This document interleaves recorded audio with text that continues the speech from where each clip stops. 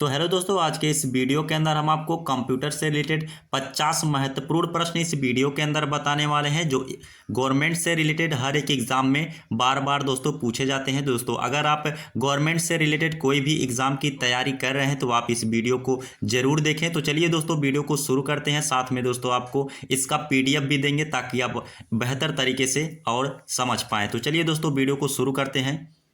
तो दोस्तों यहाँ पे सबसे पहला क्वेश्चन दिया हुआ है कि कंप्यूटर का ब्रेन किसे कहा जाता है। दोस्तों कंप्यूटर का ब्रेन CPU को कहा जाता है, यानी कि आपका C राइट आंसर हो जाएगा। नेक्स्ट दोस्तों यहाँ पे दिया है कि इनमें से कौन से कंप्यूटर को पोर्टेबल कंप्यूटर नहीं माना जा सकता है। तो दोस्तों इनमें से डेस्कटॉप कंप्यूटर को पोर्टेबल कंप्यूटर नहीं माना जा सकता है, यानी कि C आपका राइट आंसर हो जाएगा। नेक्स्ट क्वेश्चन दोस्तों यहाँ पे दिया है कि कीबोर्ड पर जिन कीज के आगे F1 और F12 लिखा होता है उन्हें क्या कहा जाता है। तो दोस्तों कीबोर्ड पर जिन कीज के आगे F1 से लेकर के F12 लिखा होता है उन्हें फंक्शन की के नाम से जाना जाता है, यानी कि आपका A राइट आंसर हो जाएगा। नेक्स्ट क्वेश्चन यहाँ पे दोस्तों दिया है कि मॉनिटर पर नजर आने वाले आइकन को क्या कहा जाता है। तो दोस्तों मॉनिटर पे नजर आने वाले आइकन को सॉफ्ट कॉपी के नाम से जाना जाता है दोस्तों, यानी कि आपका C राइट आंसर हो जाएगा। नेक्स्ट दिया है कि कीबोर्ड, माउस, मॉनिटर और सिस्टम यूनिट को क्या कहा जाता है। तो दोस्तों कीबोर्ड, माउस, मॉनिटर और सिस्टम यूनिट को हार्डवेयर कहा जाता है, यानी कि C आपका दोस्तों राइट आंसर हो जाएगा। नेक्स्ट यहाँ पे दिया है कि बाइनरी नंबर सिस्टम में 0 व 1 को क्या कहा जाता है। तो दोस्तों बाइनरी नंबर सिस्टम में 0 व 1 को बिट के नाम से दोस्तों जाना जाता है, यानी कि A आपका राइट आंसर हो जाएगा। नेक्स्ट क्वेश्चन यहाँ पे दिया है कि क्वाइट्री किससे रिलेटेड है। तो दोस्तों इनमें से क्वाइट्री जो है वो कीबोर्ड से रिलेटेड है, यानी कि D आपका राइट आंसर हो जाएगा। नेक्स्ट यहाँ पे दिया है कि SMPS का पूरा नाम क्या है। तो दोस्तों SMPS का पूरा नाम स्विच मोड पावर सप्लाई है, यानी कि B दोस्तों इसमें से राइट आंसर हो जाएगा। नेक्स्ट क्वेश्चन यहाँ पे दिया है कि 0 से 9 तक कीज को कीबोर्ड में क्या कहा जाता है। तो दोस्तों 0 से 9 तक कीज को कीबोर्ड में न्यूमेरिक की के नाम से दोस्तों जाना जाता है, यानी कि A आपका राइट आंसर हो जाएगा।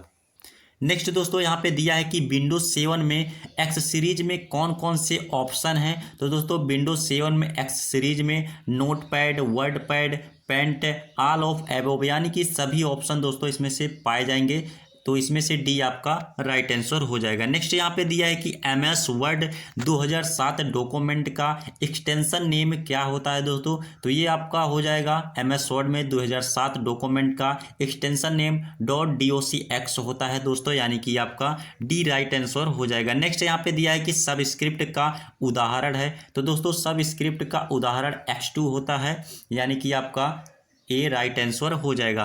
नेक्स्ट आपका यहाँ पे दिया है कि हाइपरलिंक इंसर्ट कराने की शॉर्टकट की क्या होती है। तो दोस्तों हाइपरलिंक इंसर्ट कराने की शॉर्टकट की Ctrl+K होता है दोस्तों। नेक्स्ट यहाँ पे दोस्तों यहाँ दिया है कि डॉक्यूमेंट में स्पेलिंग को ऑटोमेटिक सही करने के लिए क्या यूज करते हैं। तो दोस्तों डॉक्यूमेंट में स्पेलिंग को ऑटोमेटिक सही करने के लिए ऑटो करेक्ट ऑप्शन का यूज किया जाता है दोस्तों, यानी कि A आपका राइट आंसर हो जाएगा। नेक्स्ट यहाँ पे दिया है कि कौन सी की के प्रयोग से फाइंड व रिप्लेस का ऑप्शन ओपन होगा। तो दोस्तों फाइंड व रिप्लेस का ऑप्शन Ctrl+H से ओपन होता है, यानी कि C आपका राइट आंसर हो जाएगा। नेक्स्ट यहाँ पे दिया है कि जस्टिफाई प्रॉपर्टी को कीबोर्ड द्वारा एक्टिव करने के लिए कौन सी की का प्रयोग किया जाता है। तो दोस्तों जस्टिफाई प्रॉपर्टी कीबोर्ड द्वारा एक्टिव करने की जो शॉर्टकट की होती है वो Ctrl+J होता है दोस्तों, इसी का प्रयोग किया जाता है जस्टिफाई करने के लिए, यानी कि आपका B राइट आंसर हो जाएगा। नेक्स्ट क्वेश्चन यहाँ पे दोस्तों दिया है कि MS एक्सेल 2007 में बाय डिफ़ॉल्ट कितनी सीटें होती हैं। तो दोस्तों बाय डिफ़ॉल्ट जो सीट होती हैं वो उनकी संख्या 3 होती है, यानी कि C आपका राइट आंसर हो जाएगा। नेक्स्ट यहाँ पे दिया है कि MS एक्सेल में सभी फार्मूलाज शुरू होते हैं। तो दोस्तों सभी जो फार्मूला होते हैं वो इक्वल से शुरू होते हैं, यानी कि आपका C राइट आंसर हो जाएगा। नेक्स्ट क्वेश्चन यहाँ पे दिया है कि TMS एक्सेल में डाटा किस में रखा जा सकता है? तो दोस्तों इसमें से कोई भी ऐसा यहाँ पे नहीं रखा गया है, जैसे रो कॉलम टेबल, इसमें से कोई ऐसा ऑप्शन नहीं है जिसमें TMS एक्सेल में डाटा को रखा जाए, यानी कि यहाँ पे डी आपका राइट आंसर हो जाएगा। नेक्स्ट दिया है कि MS पावर पॉइंट 2007 में स्लाइड शो देखने की जो शॉर्टकट की होती है वो क्या होती है? तो दोस्तों MS पावर पॉइंट 2007 में स्लाइड शो देखने के लिए F5 का प्रयोग किया जाता है, यानी F5 को प्रेस करते हैं तब आपका स्लाइड शो शुरू होता है, यानी कि बी दोस्तों राइट आंसर आपका हो जाएगा। नेक्स्ट दिया है कि सीधी लाइन खींचने के लिए कौन सी की दबा कर रखनी चाहिए? तो दोस्तों शिफ्ट की को दबा के रखना चाहिए तो आपका सीधी लाइन खिंचाएगा। नेक्स्ट क्वेश्चन यहाँ पे दिया है कि URL की फुल फॉर्म क्या होती है? तो दोस्तों आपका URL का जो फुल फॉर्म होता है वो होता है यूनिफॉर्म रिसोर्स लोकेटर होता है, यानी कि आपका डी राइट आंसर हो जाएगा। नेक्स्ट क्वेश्चन यहाँ पे दिया है कि गूगल के निर्माणकर्ता कौन है? तो दोस्तों गूगल के जो निर्माणकर्ता हैं वो हैं Larry Page and Sergey Brin होते हैं, यानी कि आपका यहाँ पे ए राइट आंसर हो जाएगा। नेक्स्ट यहाँ पे दिया है कि जीमेल फ्री में कितना स्टोर प्रदान कर सकता है? तो दोस्तों जीमेल फ्री में 15 GB स्टोर प्रदान कर सकता है, यानी कि आपका दोस्तों डी राइट आंसर हो जाएगा। नेक्स्ट दिया है कि इंटरनेट पर सोर्स वेबसाइट की एक पहचान है? तो दोस्तों इंटरनेट पे सोर्स वेबसाइट की पहचान HTTPS होता है, यानी कि एस उसमें जुड़ा होता है। यहाँ पे दिया है कि SMPS का फुल फॉर्म क्या है? तो दोस्तों SMPS का फुल फॉर्म जो होता है वो होता है स्विच्ड मोड पावर सप्लाई, यानी कि दोस्तों आपका बी राइट आंसर हो जाएगा।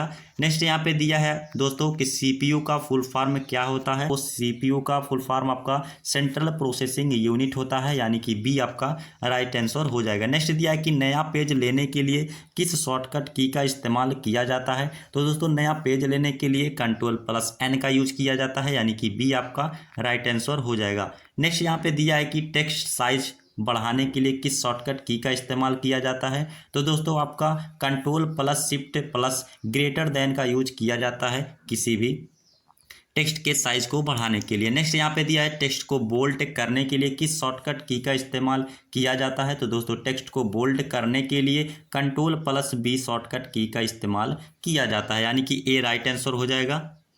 नेक्स्ट यहाँ पे दिया है टेक्स्ट को कैपिटल लेटर में लिखने के लिए किस शॉर्टकट की का इस्तेमाल किया जाता है? तो दोस्तों कैपिटल लिखने के लिए यहाँ पे Ctrl+Shift+A का यूज किया जाता है कीबोर्ड में। नेक्स्ट यहाँ पे दिया है कि कंप्यूटर की गति किस में मापी जाती है? तो दोस्तों जो कंप्यूटर की गति होती है वो MBPS में मापी जाती है, यानी कि आपका दोस्तों ए राइट आंसर हो जाएगा।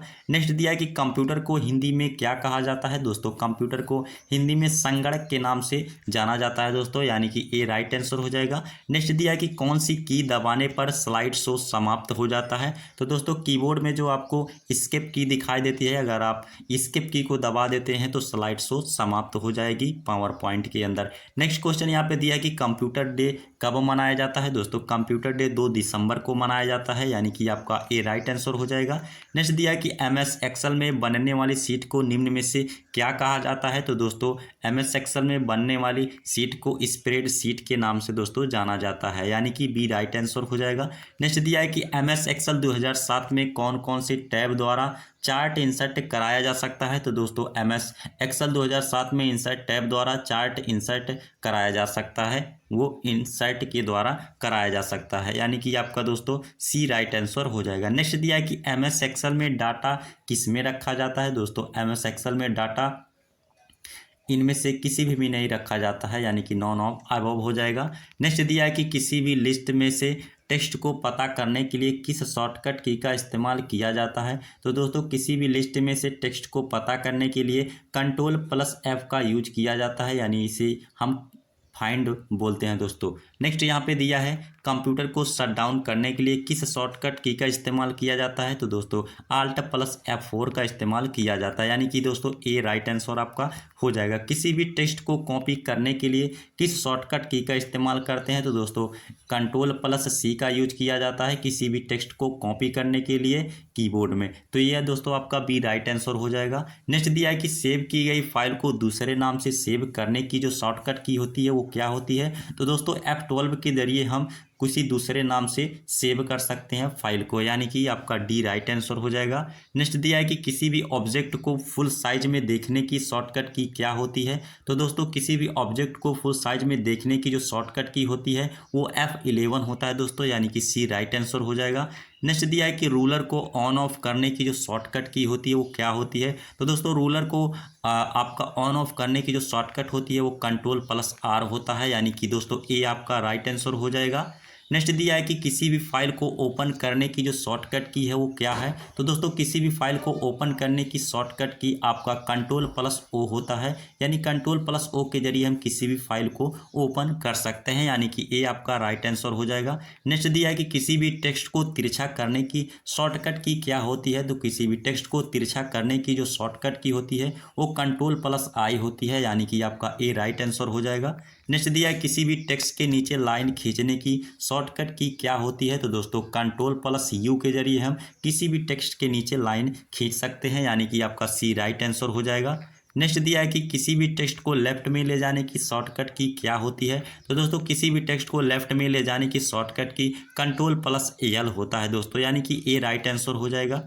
नेक्स्ट दिया है किसी भी टेक्स्ट को राइट में ले जाने की शॉर्टकट की क्या होती है। तो दोस्तों राइट में ले जाने के लिए आपका Ctrl+R के जरिए किया जाता है, यानी कि आपका दोस्तों ए राइट आंसर हो जाएगा। दोस्तों अगर ये वीडियो आपको अच्छा लगा हो तो वीडियो को जरूर लाइक कीजिएगा, और चैनल पे आप नए हैं तो चैनल को भी सब्सक्राइब कर लीजिएगा। अगर आपको इसका PDF चाहिए तो PDF आपको टेलीग्राम पे मिल जाएगा। टेलीग्राम का दोस्तों लिंक आपको वीडियो के डिस्क्रिप्शन में मिल जाएगा, जहाँ से जा करके आप इस PDF को आसानी से डाउनलोड कर सकते हैं। मिलते हैं दोस्तों नेक्स्ट वीडियो में, तब तक के लिए जय हिंद जय भारत।